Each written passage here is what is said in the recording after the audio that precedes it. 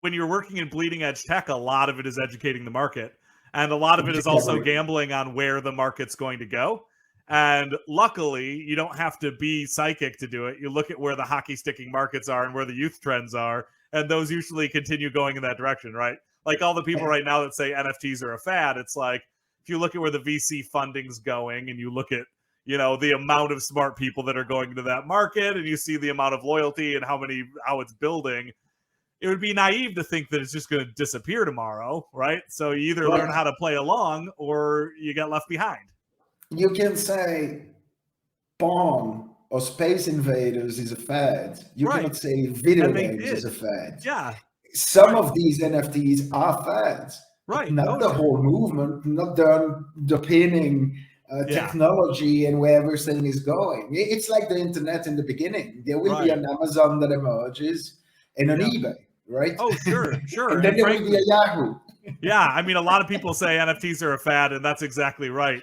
The current state of NFTs probably are a fad, right? Like the idea of like buy a JPEG, join a Discord, right? There's only so many of those that can do well. There's a lot. It's the barrier to entry is very small, right? Like any kid in a dorm room in an hour can do a generative art project and then open a Discord and say this is worth $100, and people go, no, it's not, right? So there'll always be like the Bored Apes and the crypto punks that do very well, but the people who are going to do great in NFTs are the ones that are thinking about this in terms of like how do we level the prices so that non-crypto enthusiasts and non-speculators will get in. Like I think that, you know, like Blanco's Block Party in the gaming world is doing it really well. Because like for $10 you can get a skin. It's an NFT, but it's a skin. They're cool. They look like Funko Pops. The game is pretty cool. It's got a ways to develop. But like you see what they're doing. They're doing the underpinnings of like these characters will be interoperable bunch of games within Mythical.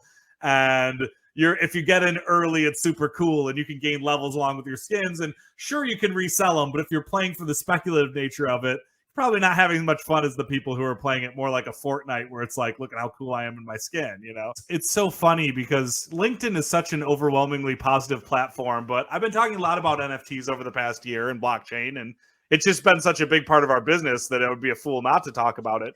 It's actually been pretty shocking how many pretty respected people in the industry have like sent me private messages saying I'm the worst and I'm destroying the world. And, you know, or people who I've known for many years reach out to me and just say, you are garbage for supporting this movement. And I say, look, I don't support any movement. What I do is I try to learn. If something's a cultural phenomenon, how do you learn? Well, you learn by joining these communities, right?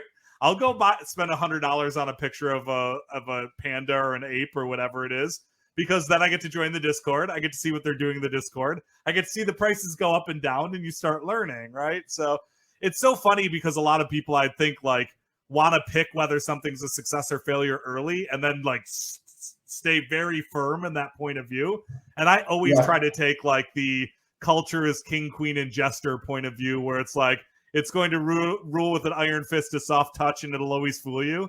And the only way that you can really play along with culture is if something is a phenomenon, whether it's dumb or silly or crazy or poorly developed, just learn it, right? Just go in and learn the heck out of it, because you'll be so far ahead when and if these things become the next big thing.